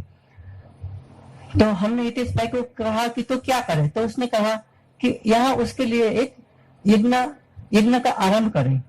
तो हमें तो पागलों के प्रति अनुकंपा थी, तो तुरंत ही कुछ ही समय में हमने इस पागलों पे सूर्य याग किया, पूरे दिन याग किया, सुबह से लेकर शाम तक। पहले सुबह में उसके लिए पितृतर्पण की जो नारायण बलि इत्यादि की विधि कराई जाती थी वो समुद्र के तट पर ले गए, फिर उनको लाए आश्रम में, पूरे सुबह से लेकर शाम तक। यहाँ तो हम दोपहर में ही पर्याप्त विधि संपूर्ण कर दी, वहां सुबह से लेकर शाम तक ये विधि की। लेकिन यहाँ जब हम हितेश भाई बोलते थे कि आके साथ ही अग्नि का मुख खुलता है, उसी समय ही आहुति देनी चाहिए। तो उसी समय एक भी पागल ऐसा नहीं था कि आके बिना किसी ने आहुति दी है, न किसी ने पहले न पीछे, और पूरे दिन सबके सब लोग बैठे रहे। चाहे कैसे प्रभाव हुआ हम नहीं बता सकते, लेकिन बात तो यही हुई। जैसे सूर्य याग पूरा हुआ, उस लोगों ने कई ऐसे मंत्रों का भगवत गीता से और कई गीतों, भाव गीतों इत्यादि का स्फुरन हुआ और सब गाने लगे। हितेश भाई भी बहुत प्रसन्न हुए। लेकिन हमारी प्रसन्नता बढ़ाने वाली बात और थी। उसी समय 5 पागल ठीक होकर अपने घर पर गए और वहां से उन लोगों के लिए आज भी अपने आजीविका का कुछ अंश वहां भेजते हैं। जब पागलों की संख्या दिन प्रतिदिन बढ़ती जाती थी, वहां गौशाला हो गई। आज करीब 50 के 60 आसपास पागल ही रह गए। अधिकांश पागल ठीक होके चले जाते हैं, नए पागल आते हैं, नए पागल भी ठीक होते जाते हैं। तो क्या हम गौघृत का प्रचलन करके ऐसी बीमारियों को ठीक नहीं कर सकते? अगर ठीक नहीं कर सके तो मानो अगर हम गाय से संलग्न न रहे तो हमारे वंशज अनुवंशज आज नहीं तो कल मानसिक रोग से ग्रस्त हो गए। मानसिक रोग से नहीं, मानसिक और शारीरिक सभी रोगों से ग्रस्त होते। आज हम विदेश से कई हमारे पेशेंट आते हैं, हमारे कई मित्र भी हैं, हम देखते हैं सुबह में उठ के गोली खाते हैं, अनेक प्रकार के विटामिन की गोली खाते हैं, जब सोते हैं तब भी कुछ न कुछ औषध का प्रयोग किया करते हैं। तो इस औषधों से हमें गौ माता ही बता सकती है। अभी कई लोग आते हैं, बहुत से लोग, जब ये डिस्टिलेशन का पानी को प्यूरिफाई करने का जब से चला है, विटामिन B12, D3 कई विटामिनों की क्षतियां हमारे शरीर के अंतर्गत आविर्भूत होने लगी। जब हमारे पास ऐसे पेशेंट आते हैं तो हम क्या करते हैं? सिर्फ कहते हैं कि एक गोली छोड़ दो, गौ माता का मक्खन खाओ। जब लोग 2, 3, 5 या सप्ताह मक्खन खाते हैं, किसी की विटामिन की क्षतिपूर्ति नहीं हुई। आज हमें ऐसा एक भी पेशेंट नहीं मिला। क्या डॉक्टर विटामिन की गोलियां खिलाते हैं, विटामिन बी कॉम्प्लेक्स देते हैं? विटामिन जब तक चलता है तब तक उनकी पूर्ति होती है, जब उनको रोक देते हैं वापस उनकी क्षतियां चालू हो जाती है। सिर्फ गौ माता के शरीर के अंतर्गत, उसके दूध के अंतर्गत vitamin A, B, C, D, E जो भी विटामिन है वो सभी के सब उसके दूध के अंदर सन्निहित है। हम बताना ये चाहते हैं कि हमारा शरीर है 5 भौतिक है। 5 भौतिक शरीर के अंतर्गत 5 भौतिक औषधों का उपयोग किया जाता है। ये जो सुनील जी ने अभियान चलाया है पंचगव्य प्रकल्प पर, वो चाहते हैं सुनील जी कि हमारे देशों में फिर पंचगव्य का प्रचलन हो, सब लोग पंचगव्य का प्राशन करें और सब लोग निरोगी रहे। सुनील जी गाय के दूध के बारे में महर्षि चरक लिखते हैं, जो गुरु, मंद, शीत, श्लक्षण, स्निग्ध इत्यादि जो ओज की 10 गुण है, ओजसो गुण ही सम, जैसे ओज की 10 गुण है वही 10 गुण गाय के दूध के अंदर विद्यमान है। सृष्टि में जो गुण है उसकी संख्या 20 की है। 6 गुण गौघृत में विद्यमान है, कुछ गुण दधि में विद्यमान है, कुछ गुण गोबर में विद्यमान है और कुछ गुण गौमूत्र में विद्यमान है। यानी पंचगव्य बन गया तो पंच महाभूत के अंतर्गत जितने गुण आ गए हैं उतने ही गुण आ गए। हमारे एलोपैथी के जो नव्य वैज्ञानिक है वो बताते हैं कार्बोहाइड्रेट, प्रोटीन, फैट, विटामिन इत्यादि गाय के दूध के अंतर्गत इतना इतना रहता है। लेकिन हमारे ऋषि मुनि बताते हैं कि पंचगव्य में पंच महाभूत के अंतर्गत यानी सृष्टि के अंतर्गत जितने तत्व विद्यमान है उतने ही सारे के सारे तत्व गौ दुग्ध में पंचगव्य में विद्यमान होते। अगर हम पंचगव्य का जो सुनील जी की प्रकल्पना है हमारे देश को निरोगी बनाए रखने में समर्थ हो सकती है।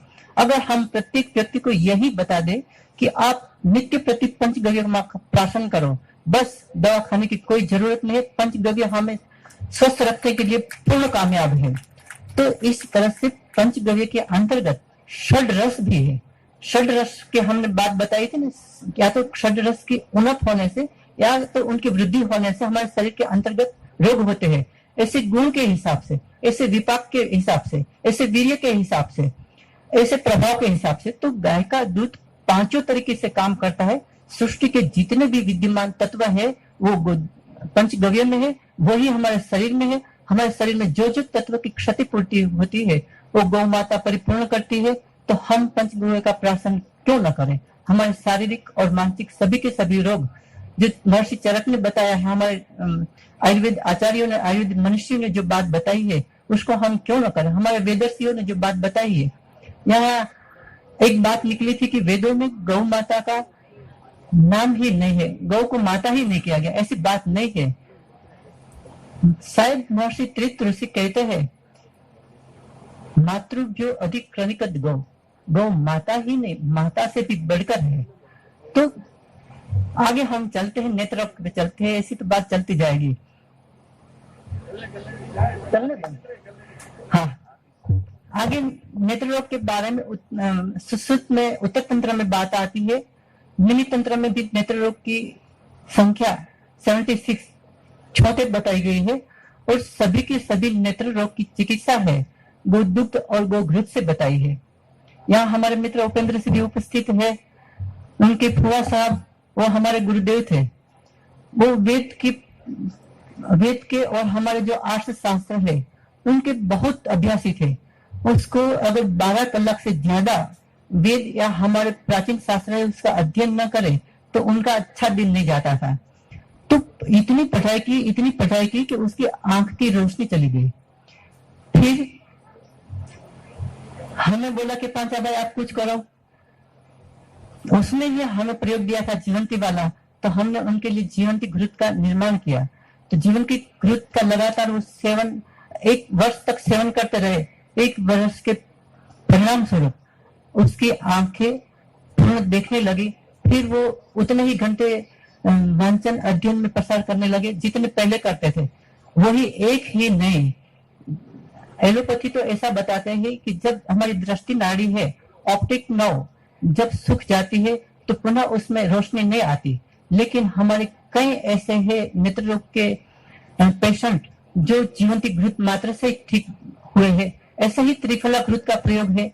त्रिफला सर्व नेत्र रोगग्नि, त्रिफला सर्व नेत्र रोगग्नि नहीं, सर्व रोगग्नि, सभी नेत्र का रोग का भी प्रशमन करती है, सभी नेत्र रोग का शमन भी करती है। अभी एक बुजुर्ग ने बताया था कि उनको मोतिया था, गो दुग्ध और गो घृत के सेवन से उसका मोतिया बिंदु भी ठीक हो गया। मोतिया बिंदु की ही बात नहीं, सारे के सारे 76 जितने भी रोग है उतने सारे के सारे रोग गो घृत के सेवन से ठीक हो जाते हैं।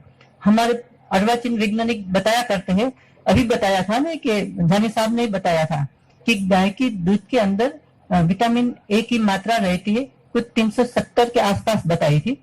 अपनी प्रजाति के हिसाब से 400 से अधिक भी विटामिन ए की मात्रा रहती है। जब हम नेत्र रोग के लिए नेत्र चिकित्सक के पास जाते हैं तो आखिर नीचे ही हमें विटामिन ए लिख देते हैं। तो विटामिन ए तो परिपूर्ण मात्रा में गाय के दूध घी के अंतर्गत है ही। जब हम गाय के दूध घी का सेवन ही नहीं करेंगे तो हमें एक छोटे में से कोई ना कोई नेत्र रोग अवश्य होने वाले हैं। हम प्राचीन काल के अगर कोई गुरुकुल का फोटोग्राफ्स देखे तो वहां कोई विद्यार्थी के अंदर एक तिमिर रोग, तिमिर यानी चश्मे के नंबर किसी को आते ही नहीं थे। जब हम गाय के दूध घी का सेवन नहीं करते तो नेत्र रोग आई सर्जन की शाखा खुल गई और प्रशाखा दिन प्रतिदिन बढ़ती जाती है। हमारे नेत्र रोग दिन प्रतिदिन बढ़ते जाते हैं। देश और दुनिया को अगर नेत्र रोग से बचाना है तो गौ माता ही उनकी चिकित्सक है। अगर गाय का दूध घी का सेवन किया जाए तो नेत्र रोग हमारे पास कभी भी नहीं आ सकते। हम अब संक्षिप्त कर देते हैं।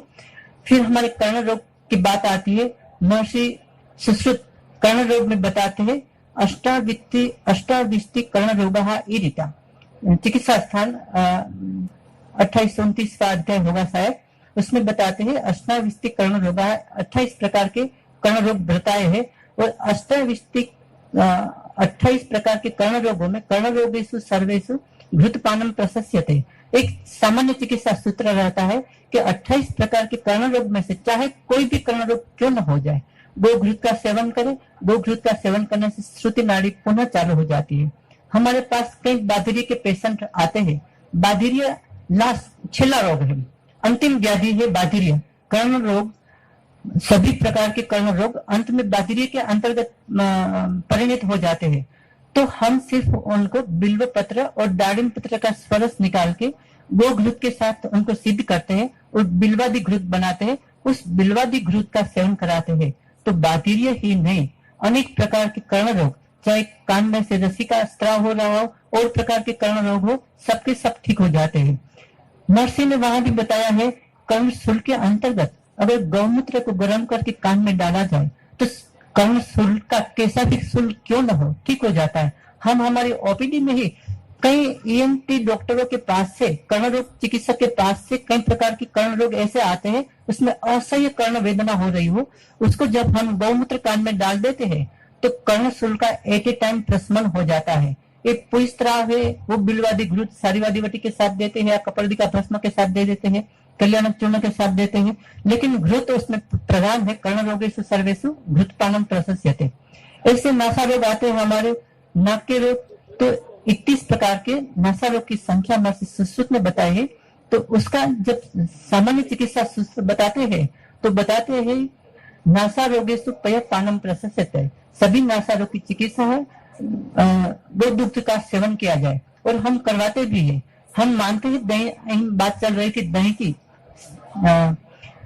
तो दही नहीं देना चाहिए, लेकिन जब प्रतिशय व्याधि हो तो गुड़, मरी और दही का सेवन किया जाए तो प्रतिशय ठीक भी हो जाता है। दूध के साथ त्रिकटु, दूध के साथ मरीच या वर्धमान पिपली का प्रयोग किया जाए। वर्धमान पिपली के अंतर्गत पहले दिन जो शास्त्र में बताया है उनसे हम न्यून लेते हैं। पहले दिन 3, 6, 9, 12, 15 ऐसे 3-3 पिपली का प्रतिदिन बढ़ाते जाते हैं और प्रतिदिन 15 दिन के बाद 3-3 लिंग पिपल जो पिपली है उनको रास किया जाता है। इस पिपली प्रयोग से कई प्रकार के नासा रोग ही नहीं, प्रतिशयात अथ संजायते कासा, कासात संजायते श्वास, श्वासात क्षय। प्रतिशय श्वास क्षय का मूल है। प्रतिशय यानी जुकाम होने से जब लंबे समय तक चलता है तो हमारे जो श्वसन संस्थान है उसके अंदर श्लेष्मा है, अधिक प्रमाण में रहता है। श्लेष्मा जब लंबे समय तक रहता है तो कास के अंदर, खांसी के अंतर्गत परिणाम हो जाता है। तो खांसी के माध्यम से कफ ज्यादा रहता है हमारे फेफड़े में। जब कफ पड़ा रहता है तो उसके साथ जीवाणु और विषाणु का संक्रमण हो जाता है, हमें श्वास हो जाता है और श्वास के बावजूद क्षय हो जाता है। ये दूध, गौ माता के दूध के साथ अगर वर्धमान पिपली का प्रयोग किया गया है, ये चारों के चारों रोग सभी को खत्म हो जाते हैं। हमारे पास कई प्रकार के श्वास के रोग आते हैं। अभी तो हम ओपीडी में ही बैठे बैठे ही ठीक कर देते हैं, लेकिन सभी को हम जब ये दिवाली के बाद शीत ऋतु का प्रारंभ होता है तो उसी समय उसको हेमंत और शिशिर के अंतर्गत वर्धमान पिपली का प्रयोग करवाते हैं। इतने वो प्राणवान हो जाते हैं कि उनको जो कहा जाता है दमा और दम साथ में जाता है। तो दमा फिर कभी उसके पीछे जो वर्धमान पिपली का प्रयोग कर देते उनके सामने कभी नहीं देता। हम 3-4 साल तक ऐसे प्रयोग करवाते उन लोगों को कभी क्षय जैसे व्याधियों से वो विमुक्त हो जाते हैं। ऐसे हमारे मुख्य रोगों की संख्या है और महर्षि सुश्रुत ने 67 बताए, 67 मुख्य रोग। उसमें ओष्ठ के रोग है, दंत पुट के है, दंत रोग है, जीवा रोग है, गल रोग है। इसी प्रकार के 7 प्रकार के रोग को 67 प्रकार में विभाजित किया गया है। तो 7 प्रकार के मुख्य रोगों के अंतर्गत गोघृत का ही सेवन किया जाता है। जैसे हमारे मुख में छाले पड़ जाते हैं, तो छाले किसकी वजह से होते हैं? जब पित्त का आधिक्य होता है तो हमारे मुख में छाले पड़ जाते हैं। तो हम उन लोगों को क्या करते हैं, जब मुख में छाले पड़ जाते हैं, ऐसे मुख रोग के आतुर हमारे पास आते हैं, तो हम कुछ नहीं करवाते, उसको तांदुला की भाजी हम 7 दिन तक ही केवल गोघृत में बना के उसको सेवन करवाते हैं। वर्षों से बार बार जिनको पुनः पुनः मुंह में छाले पड़ जाते हैं वो ठीक हो जाते हैं। गोघृत के अंतर्गत अंदर ही उनका जो भी भोजन बने वो सब गोघृत के साथ ही खिलाते हैं, तो उनके सारे के सारे मुख रोग ठीक हो जाते हैं। महर्षि सुश्रुत वही बताते हैं, सर्वस्व मुख रोग, सर्वस्व मुख रोग के अंदर पूरे मुख है, उसके अंदर छाले और विभिन्न प्रकार के व्याधियों की उत्पत्ति हो जाती है। उसी समय गौमूत्र से गंडूस धारण करने को वो बताते हैं। तो उसी समय गौमूत्र का गंडूस अगर धारण किया जाए तो हमारे जितने पेशेंट ठीक हो गए। अगर आप इनका प्रयोग करेंगे, जो आयुर्वेद के हमारे चिकित्सक मित्र यहाँ उपस्थित है, गौमूत्र से गंडूस धारण करने से सभी प्रकार लोग जब गौमूत्र का गंडूस धारण करते तो जलन होती है, वो उसके अंतर्गत जो इन्फेक्शन रहता है, उसके जो जीवाणु विषाणु है उसको डिस्ट्रॉय करता है।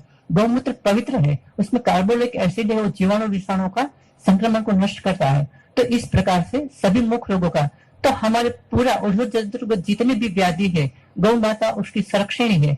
तो गौ माता के दूध घी का अगर हम अपने ही प्रतिदिन प्रयोग करें, गोव्रती बने, तो हमारे पास ऊर्ध्वजंतुगत कोई व्याधि आने की संभावना नहीं थी। इसीलिए हमारे 2000 साल से पूर्व जब प्राचीन भारत की कल्पना की जाए, वैद्य थे ही नहीं। वैद्य थे तो बहुत कम ही थे। जब एक कलयुग का प्रभाव हुआ, कलयुग के लोगों ने ये जो सत्युगमयी या देवी गुण प्रधान गाय है उनको निकाल दिया, तब से सभी व्याधियों का प्रादुर्भाव हो गया। आगे हम जाते हैं आमाशय की ओर, पूरा बॉडी ही हमारा ले ले। आमाशय की ओर जाते हैं तो हमारे अम्लपित्त होते हैं। शास्त्र में ऊर्ध्वग, अर्धोग, सामान्य ऐसे 5 प्रकार के अम्लपित्त बताए गए हैं। 5 प्रकार के अम्लपित्त के अंतर्गत अम्लपित्त पित्त की वजह से तो होता है, और गोघृत यहाँ हमारे आगे वक्ताओं ने बताया है कि गोघृत है वो पित्त और वात सामक है। जब पित्त की वृद्धि होती है, गोघृतम परम पित्त सामकम, पित्त समन करने वाले जितने औषध है उसमें गोघृत श्रेष्ठ है। तो गोघृत का जब हम सेवन करते हैं या गोघृत से हमारे आहार कल्पना बनाते हैं, तो पित्त और वायु का प्रशमन हो जाता है, और उनके हिसाब से जो हमें अम्लपित्त होता है, डकार आती है, एसिडिटी होती है, पेट में जलन होती है, सारे के सारे हम अम्लपित्त के व्याधियों को क्या करवाते हैं, केवल सतावरे का घृत निर्माण करके उन लोगों को दुग्ध के साथ सेवन कराते हैं। अभी एक किसी का प्रश्न आया था, सुनील जी बैठिए, थोड़ी बात बैठिए। हाँ, हम आपको ही सुनाना चाहते हैं। आप पंचगव्य प्रकल्प पे काम करना चाहते हैं, तो हमें बहुत आशा थी कि हमारी गोपाल भाई ने काफी प्रयास किया था, धर्मेंद्र भाई ने काफी प्रयास किया था, हम बहुत लोगों को निमंत्रित किया था कि इसमें बहुत से लोग उपस्थित रहे। करीब धर्मेंद्र भाई ने 25-30 हजार पत्रिकाएं छपवा कर लोगों को भेजा, लेकिन एक कलयुग का प्रभाव है, कलयुग प्रभावी मनुष्य है, वो गौ माता की ओर सम्मुख हो ही नहीं सकता। तो वो कैसे आए, गौ माता उसे अपने पास आने ही कैसे दे। लेकिन इसमें जो उपस्थित लोग हुए हैं, हम मानते हैं वो परम गौपासक है। कम से कम यहाँ से जाकर अपने कुटुंब में, अपने रिश्तेदार से, अगर उसको अपने देश का प्रेम है तो अपने देशवासियों को ऐसा व्रत का पालन करवाए, वो कम से कम अपने देश है निरोगी रहे। वेदों में जब बात चलती है तो बताते हैं गावो वैष्णो वीरम राष्ट्रम राज्यम, गाय है हमारा राष्ट्र का संवर्धन करने वाली है। अगर हम गाय का ही संवर्धन नहीं कर सके और हमारे राष्ट्र के संवर्धन की बात करें तो कैसे पूर्ण हो सकती है। गाय ही राष्ट्र का संवर्धन करे, ऐसे कई मंत्रों में एक की एक बात दोहराई है। हमारे जो इदम पयो अमृतम शंख ऋषि लिखते हैं ना यजुर्वेद के एक अध्याय में, 23 मंत्रों में उसने पुनरावर्तन किया, इदम पयो अमृतम, इदम पयो अमृतम। प्रत्येक मंत्र के पीछे वो हमारे मस्तिष्क के अंदर वो सेट करना चाहते, बार बार उपदेश करते हैं कि गाय का दूध ही पृथ्वी पर का अमृत है, उस अमृत के सेवन से आप पुनः निरामय हो सकते हो। तो गाय का घृत भी अमृत है, दही भी अमृत है। जो हम पंचामृत का प्राशन करते हैं ना, उसमें मधु और शर्करा के सिवा 3 अमृत तो गाय की ही है। गाय का दूध में गाय का घी और दही है, वो भी अमृत ही है। तो हमारे पूरे के पूरे जठर के रोग ठीक हो सकते हैं। अभी प्रश्न आया था अल्सरेटिव कोलाइटिस का, तो अल्सरेटिव कोलाइटिस है, उसके व्याधि उसको हमारे के अंदर सूजन आ जाती है और बार बार टॉयलेट जाना पड़ता है। जब तक दवा खिलाते हैं तो कुछ प्रतिशत में ठीक लगता है, कभी ठीक भी नहीं लगता है और बार बार रक्तातिसार की प्रवृत्ति होती है। भगवान ने हमें इंस्पायर किया, तो उसने रक्तातिसार की चिकित्सा में हमें एक बहुत बड़ा योग बताया। वैद्यगण सुने वो योग को, उसमें श्रृंग्यादि घृत का प्रयोग दिया गया है। श्रृंग्यादि यानी श्रृंग, वट श्रृंग, उदुम्बर श्रृंग, श्रृंग यानी जैसे गोश्रृंग रहता है ना, जो उसका अग्रभाग है, ऐसे वनस्पति के अग्रभाग है, उसको श्रृंग बोलते हैं। तो ऐसे अस्वस्थ का श्रृंग, उदुम्बर का श्रृंग और वट का श्रृंग, 3 श्रृंगों का हम उबाल के उनके साथ गो घृत का सम्मिश्रण करते हैं और उनसे बनवाते श्रृंग्यादि घृत। श्रृंग्यादि घृत को सही शतावरी अमृता सत्व के साथ, शतावरी सत्व और शर्करा के साथ सेवन करवाते हैं। आज तक हमारे पास ऐसा कोई अल्सरेटिव कोलाइटिस का पेशेंट नहीं आया हो जिनका अल्सरेटिव कोलाइटिस ठीक न हुआ हो। तो आज के जितने भी रोग है ठीक हो सकते हैं। आमाशय से आगे बढ़कर हम जाते हैं तो ग्रहणी आती है। ग्रहणात ग्रहणी, हमारे आहार जब आमाशय से आगे चला जाता है तो ग्रहणी आती है और ग्रहणी ग्रहण करती है। जब उसका ग्रहण यथावत नहीं हो पाता तो ग्रहणी व्याधि आती है। ग्रहणी में क्या होता है, अग्नि विषम हो जाती है, क्वचित बद्ध, क्वचित मुहुल दौड़, कभी अधिकाश हो जाता है, कभी विबंध हो जाता है, यानी हमारा अग्नि में विषम हो जाता है। तो ग्रहणी के बारे में हमारे सभी आचार्य लिखते हैं, तक्रात परम नास्तिक किंचित औषधम, तक्र से बढ़कर ग्रहणी का कोई इलाज नहीं है।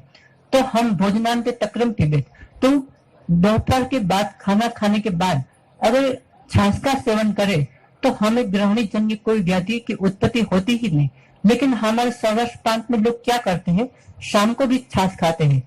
शाम को छाछ खाना शास्त्र में वर्जित है और दही भी खाना वर्जित है। सभी शास्त्रकारों ने एक ही बात लिखी है कि तस्मात दधोर्न मुंजित रात्रो कदाचन, किसी भी मनुष्य को कोई भी अवस्था में रात्रि को दही नहीं खाना चाहिए। दधि अलक्ष्मी मूलकम, रात्रि को खाया हुआ दही अनेक प्रकार के व्याधियों का सर्जन किया जाता है। हमारे जाने साहब ने बताया था ना कि रात को दूध पीना चाहिए, रात को कभी खाना ही नहीं चाहिए। हमारे शास्त्रकार क्या लिखते हैं, एकासनम सुख परिणाम कर, एक समय खाना हमारे आरोग्य के लिए ठीक है। एक समय खाने से हमारा रस, रक्त से मांस, मेद, अस्थि, मज्जा, शुक्र पर्यंत जो धातु है सम्यक प्रमाण में निर्माण होती है। लेकिन हम क्या करते हैं, रात को खाते हैं। जब हमारे स्त्रोतसी बंद हो जाते हैं उसी समय हम छाछ खाते हैं, दही खाते हैं। दही है ही अभिसंधि, अभिसंधि होने से वो हमारे स्त्रोतस को बंद कर देते हैं। जैसे शाम के समय वनस्पति के पेड़ पौधे के पत्ते बंद हो जाते हैं, इसी तरह से हमारे शरीर के अंतर्गत असंख्य स्त्रोतस है, वो बंद हो जाते, सुसुप्त अवस्था में आ जाते हैं। उसी समय अगर शरीर को भोजन दिया जाए तो वो कैसे बीमार न हो, वो कैसे अजीर्ण से ग्रस्त न हो। तो रात को कदापि भोजन नहीं करना चाहिए। तो रात को क्या करना चाहिए, रात्रि के समय जाने साहब ने बात बताई थी कि रात को सोते समय गाय के दूध के अंदर गाय का घी डाल के पीने से अनेक दोष शमनम, अनेक रोग शमनम, अनेक प्रकार के दोषों का शमन करना है। पूरे दिन के अगर हमने विदाई आहार का भी सेवन कर लिया हो तो उनका भी शमन हो जाता है। और रात के समय पिया हुआ दूध हमारे अनेक रोगों का शमन करते हैं। लेकिन दूध के साथ हमारे सौराष्ट्र में अभी प्रचलन चल रहा है कि दूध के साथ कृषरा यानी खिचड़ी खाया करते हैं। खिचड़ी और दूध सौराष्ट्र का प्रिय खुराक है। तो दूध के साथ कृषरा का सेवन कभी नहीं किया जाता है, वो पूर्णतः विरुद्ध आहार है। आयुर्वेद में हमें 13 प्रकार के विरुद्ध आहार बताए गए हैं, उसमें एक प्रकार के आहार संयोग विरुद्ध।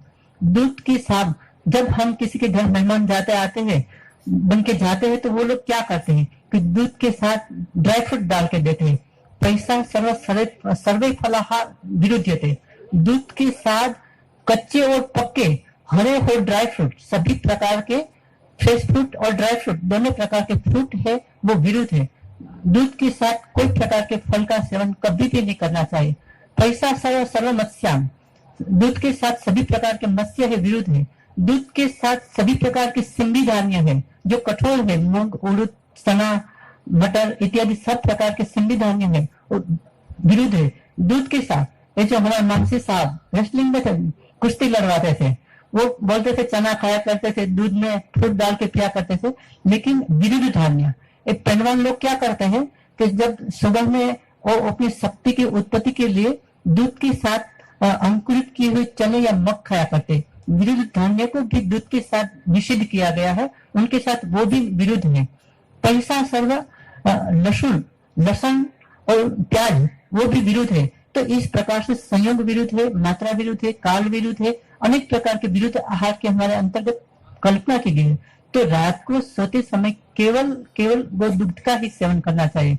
अभी बात चल रही थी, हमारे अशोक जी बता रहे थे गौमूत्र पर काफी उसका संशोधन है, काफी उसने प्रयास किया है, तो ऐसा लगता है कि गौमूत्र में ही हो गए हैं।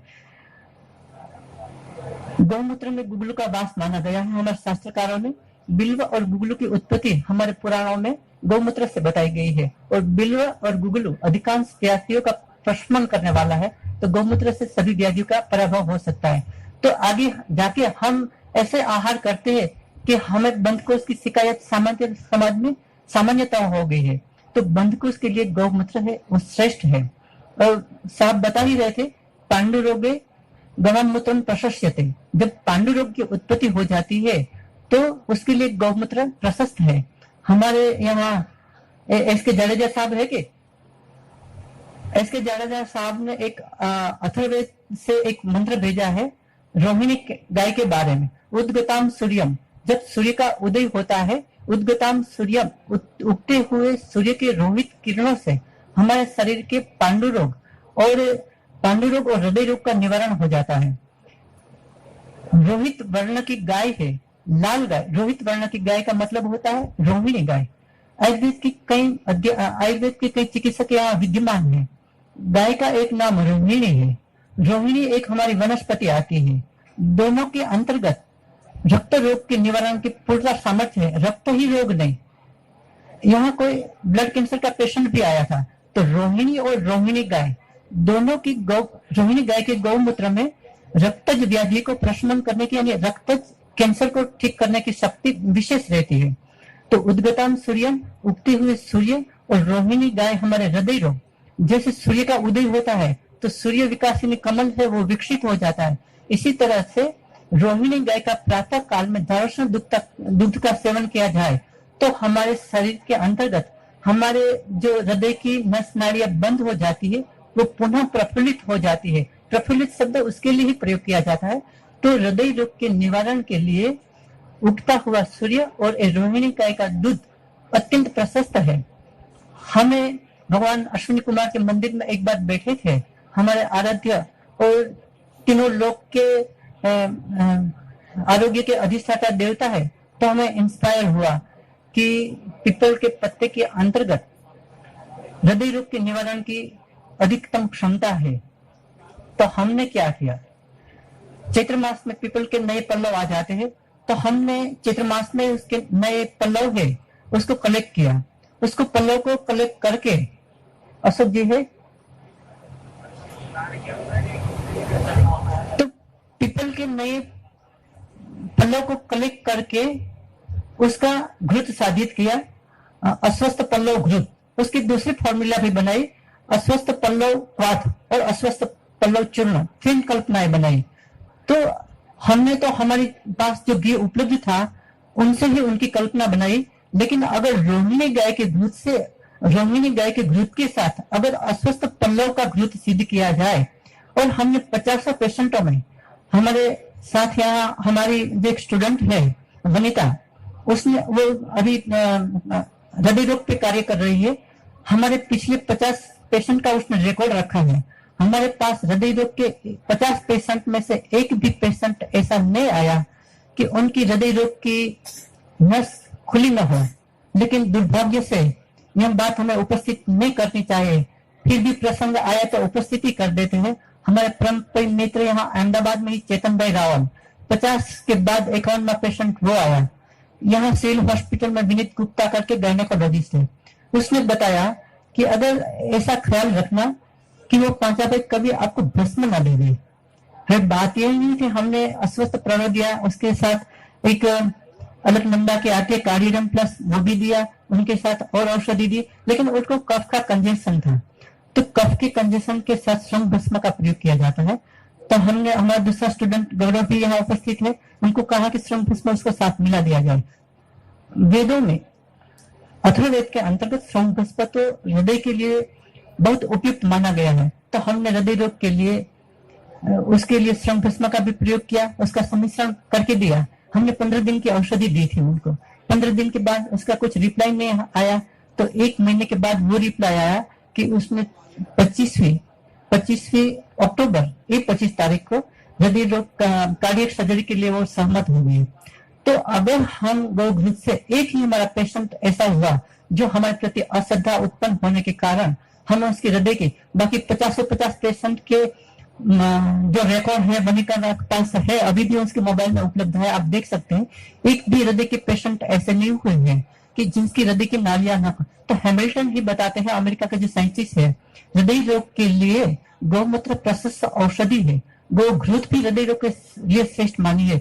अशोक जी बताते थे ना कि गौघृत से या कोलेस्ट्रॉल से ये बढ़ जाता है, ऐसी बात नहीं है। जब गायों की बात चलती है तो हम अपने हृदय के पास दूसरी पार्श्व में हमारा यकृत आता है, जो हमारे शरीर में हम सॉलिड फॉर्म में जो जो औषध प्रयोग करते हैं उसका विघटन होने के लिए हमारे हृदय में चले जाते हैं, हमारे यकृत में चले जाते हैं।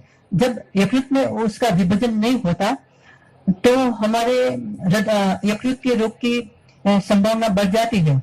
आज भी एलोपैथी साइंस के पास उसका इलाज नहीं है यकृत रोग का। तो जब विषाक्त औषधियों का परिशोधन आता है तो तेलम तक्रे गवाम मुत्रे आर नाले कुलथ जी। गोपाल भाई यहीं पे घुमा ना करो, बैठो, थोड़ी बात बैठो और सुनो, बातें मत करो। तो हृदय रोग के बारे में, यकृत रोग के बारे में बताते हैं हमारे महर्षि, तेलम तक्रे गवाम मुत्रे आर नाले कुलथ जी। तेल तक्रे गवाम मुत्रे, तो गाय की मूत्र के अंतर्गत अगर विषाक्त औषधियों को डालकर उनका शोधन किया जाए, जैसे कुपिलू है तो गौमूत्र में 7 दिन तक डालते हैं और गौघृत के अंदर उसको भून लेते हैं तो उसका परिशोधन हो जाता है। ऐसे तरह से गोदुग्ध, गौघृत, गौमूत्र, सभी गाय के जो गौव्य पदार्थ है वो सभी के सभी विषग्न है, एक ही गोदुग्ध है ऐसा नहीं है। तो हमारे शरीर के अंतर्गत विषाक्त तत्वों के परिपाक के परिणाम स्वरूप ही व्याधियों की उत्पत्ति होती है। तो ये सभी के सभी विषाक्त तत्व है। गौ माता हमारे प्रशमन कर देती है। गौमूत्र का नित्य प्रति सेवन करना चाहिए। गौमूत्र के अंतर्गत जानवी स्वयं भगवती गंगा जी का वास है और गोबर के अंतर्गत लक्ष्मी जी का वास हमारे पुराणों में बार बार बताया है। तो उनका नित्य प्रति सेवन करना चाहिए। कितनी मात्रा में सेवन करना चाहिए? गौमूत्र का गौमूत्र है, गौ पल्लव, हम उसको सुरभिजल कहते हैं। उसकी मात्रा शास्त्र के अंतर्गत 4 पल, एक पल बताइए, एक पल यानी 40 ग्राम, तो 40 से 50 ग्राम यानी 1 कप तक मात्रा हम उनके उपयुक्त कर सकते हैं। फिर भी हमारा कोष्ठ कैसा रहता है, हमारी अग्नि कैसी रहती है, मृदु अग्नि है, मध्यम अग्नि है, क्रूर कोष्ठ है, विषम कोष्ठ है, उनके आधार पर हम गौमूत्र की अपने शरीर के हिसाब से उसकी मात्रा है निर्धारित कर सकते हैं। तो इसी तरह से गौमूत्र का सेवन करने से आजीवन सेवन कर सकते हैं। अगर कोई पित्त प्रकृति का है, उसको गौमूत्र गर्म पड़ता है तो द्राक्ष के पानी के साथ ले सकते, गुलाब जल के साथ ले सकते। इनके साथ प्रयोग करने से हमारे सभी के सभी शरीरस्थ जो विषाक्त घटक तत्व है उसका शुद्धिकरण हो जाता है। ऐसे हमारे वृक विकार होते हैं, जलीय तत्वों, अभी वृक विकार, हमारे लालजी भाई यहाँ बैठे हैं, जब वो गाय का प्रचार प्रसार इतने करने लगे थे तो क्या खाना क्या पीना वो भी भूल जाते थे। तो जो मिले वो खा लेते थे और दौड़ दौड़ के रात दिन एक इकट्ठा करके वो गाय का प्रचार प्रसार करने लगे। परिणाम से उसके दोनों वृक फैल हो गए। तो जब जलीय स्वरूप में विषाक्त तत्व हमारे शरीर के अंतर्गत जाते हैं तो वो किडनी को हमारे वृक्क को विकृत कर देते हैं और वृक्क की व्याधियां होने लगती है। तो गौमूत्र, गौदुग्ध और गौदुग्ध के साथ ही तो पुनर्नवा चूर्ण का सेवन करते हैं। हम भी सभी को पुनर्नवा चूर्ण का उनके साथ ही सेवन करवाते हैं। जानी साहब ने यहाँ और आगे बातें बताई थी। चरक संहिता सारिस्थान अध्याय 8 से बात आती है मासानुमासिक परिचर्या। यहाँ बहुत माताएं उपस्थित है, वो अच्छी तरह से सुने, अपने लिए, अपनी बेटियों बहू को लिए। जब मासानुमासिक परिचर्या चलती है, प्रथम मास से लेकर, साहब ने बताया था चतुर्थ मास से हृदय संविकसितम, चौथे मास में हमारा हृदय संविकसित होता है। उसी समय माता को दो हृदय माना जाता है।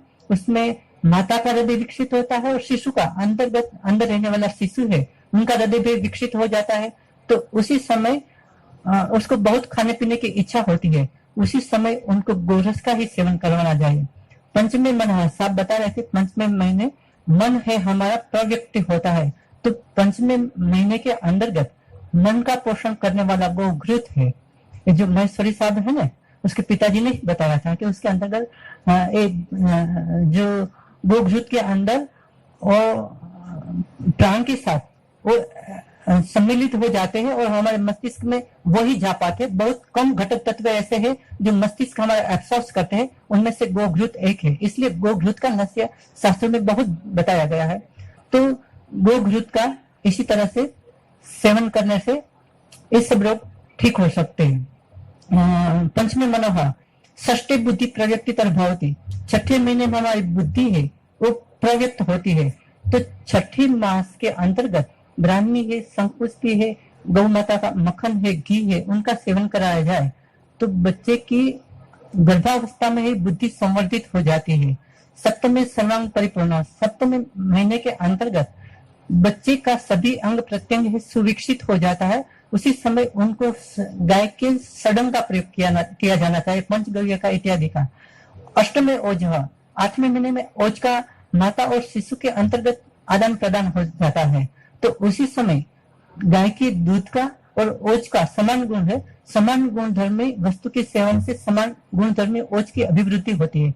तो उसी समय गाय के सभी तत्वों का सेवन करवाना चाहिए। अगर इस तरह से सेवन कराया जाए तो कोई भी ऐसा रोग नहीं हो जो हमारे शरीर से ठीक नहीं हो सकता हो। जैसे हमारा एक शरीर छोटा एकम है, हमने तो काफी शास्त्रों से विचार मंथन किया है, एक एक रोग पे डिस्क्रिप्शन किया है, एक एक रोग पे विचार करके से ज्वर कैसे ठीक हो सकता है, पांडु कैसे ठीक हो सकता है, प्रमेय कैसे ठीक हो सकता है, शौच कैसे ठीक हो सकता है। सिर्फ गो और गो के माध्यम से। गो एक नाना यूनिट है। हमारा यहाँ प्रकल्प है एतद्वे, हमारा जो सूत्र है एतद्वे गोरूपम विश्वरूपम सर्वरूपम।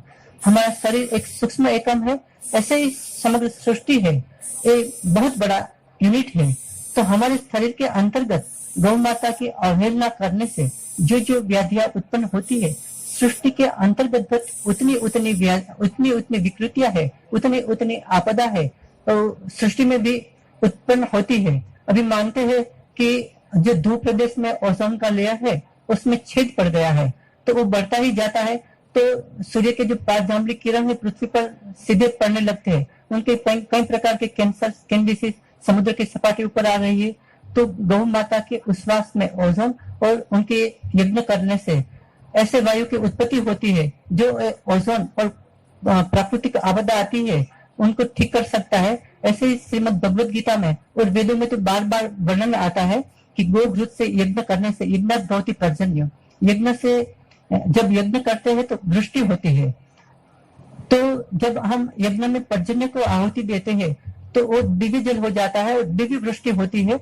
तो उनसे दिव्य जल और दिव्य औषधियां और दिव्य अन्न की उत्पत्ति होती है।